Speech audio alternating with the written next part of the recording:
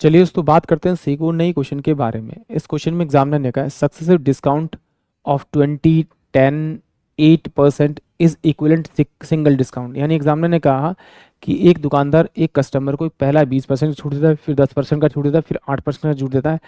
वो इन तीनों छूट को ना देकर एक सिंगल छूट दे तो वो कितनी होगी, वो एग्जामिनर ने मुझसे पूछी। तो तरीके दो हैं, उन दोनों तरीके से हम लोग उसको सॉल्व करेंगे। तो मान लेते हैं कि भाई उसको जो पेमेंट करनी थी, कस्टमर को जो पेमेंट करनी थी वो 100 रुपये करनी थी, सामान खरीदा 100 रुपये देनी थी। बट एग्जामिनर क्या था, उसको डिस्काउंट देता है कितनी, 20 की, फिर 10 की, फिर 8 की। तो अगर 20 रुपये की छूट देगा तो मान लिया कि ये अंकित मूल्य था, इसी को पेमेंट करा था, वो तो 100 रुपये में पेमेंट करा था, तो इसकी 20% की छूट देगा तो 20 रुपये आएगा। 20 रुपये माइनस करेंगे तो कितना बचेगा, 80। अगर मैं इसका 80 बाय में 100 निकाल लूँ तो ये मेरे पास क्या है, छूट के बाद वैल्यू आ जाएगी। यानी अब वो उतनी पेमेंट करेगा, फिर उसे एक छूट और मिली, तो छूट कितनी मिली, 10% की। तो अगर 90 बटे में अगर मैं 100 लिख लूँगा तो ये मेरे पास में छूट देने के बाद में रिमेनिंग वैल्यू बचेगी।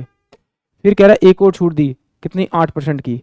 तो अगर से 92 यानी 100 में से 8 मान कर 92 बाय में अगर 100 करूँगा तो वो फाइनल में पेमेंट इतनी करेगा। तो चलिए सॉल्व करते हैं।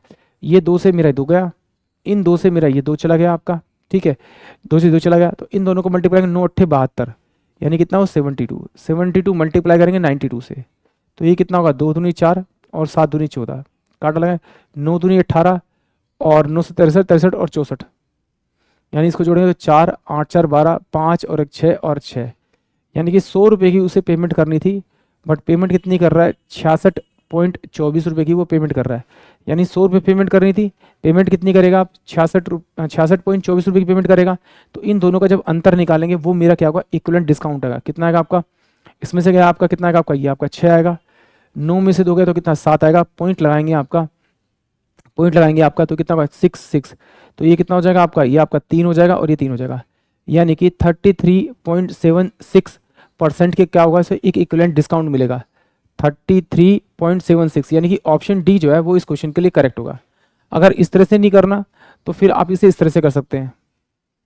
कैसे, सिंपल सी बात है, इन दोनों को जोड़िए तो जोड़ने पे कितना आएगा आपका 30, माइनस का निशान लिखिए, इन दोनों को मल्टीप्लाई कीजिए तो कितना आएगा आपका 200, डिवाइड बाय में 100 कर दीजिए, डिवाइड करेंगे तो कितना आ जाएगा आपका ये 28%। फिर नेक्स्ट वाले को उतार लीजिए यहाँ पर 8% वाले को, फिर क्या कीजिए, इन दोनों को जोड़िए तो कितना होगा आपका 36%। इन दोनों क्या करना है, प्लस करना है, माइनस का निशान लगे, इन दोनों को मल्टीप्लाई करिए, मल्टीप्लाई करेंगे 8 64 के 4, हासिल लगी 6, 8 दूनी 16, 6 22, 22, और डिवाइड कर दीजिए किसे 100 से, तो ये कितना हो जाएगा 2.24%। इसमें से इसको माइनस कर दीजिए, जब माइनस करेंगे तो कितना आएगा 2.24, तो ये कितना बचेगा आपका 6, ये मेरे पास कितना बचेगा आपका 7 पॉइंट, ये मेरे पास कितना बचेगा आपका 5, तो ये मेरे बचेगा 3, और ये मेरे पास कितना बचेगा आपका 3। तो 33.76% का क्या होगा से इक्विवेलेंट डिस्काउंट मिलेगा। अब ये एक्चुअली में क्या किया वो समझ लेते हैं एक बार। जब भी इस प्रकार का क्वेश्चन आता है तो हम लोग क्या करते हैं, फर्स्ट डिस्काउंट प्लस का सेकंड डिस्काउंट माइनस में फर्स्ट डिस्काउंट इनटू में सेकंड डिस्काउंट अपॉन में 100, हम इस वैल्यू को यूज़ करेंगे।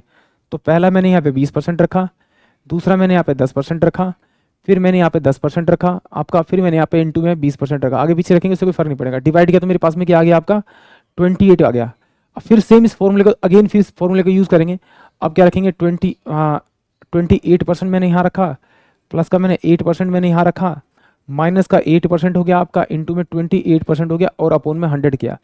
तो सोल्व करने के बाद जो मेरे पास है 33.76% का क्या है मेरे पास में इक्विवेलेंट डिस्काउंट आया। यानी कि ऑप्शन जो डी होगा वो इस क्वेश्चन के लिए करेक्ट होगा। आई होप आप सभी को क्वेश्चन समझ में आया होगा।